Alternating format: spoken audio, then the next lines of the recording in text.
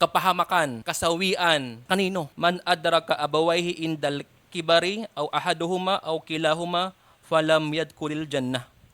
Kasawian sa mga taong natunghayan nila na dumating sa katandaan ang isa sa mga magulang nila na hindi ito naging dahilan na sila ay makapasok ng paraiso. Kaya isang malaking kasawian sa mga anak na naabutan pa nila ang kanilang mga magulang na tumanda sa kanila, na hindi ito naging dahilan na kawaan sila ng Allah Subhanahu wa Ta'ala, na hindi ito naging dahilan upang sila ay papasukin ng Allah Subhanahu wa Ta'ala sa paraiso.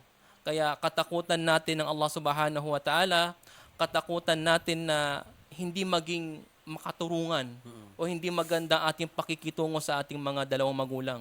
Lalo na ngayon sa ating kapanahunan, laganap na yung mga kabataan na subhanallah. Kapatid, sino ka para sagutin ng iyong magulang?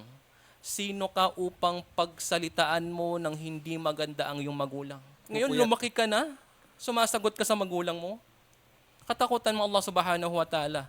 Katakutan mo ang Allah Subhanahu wa Ta'ala.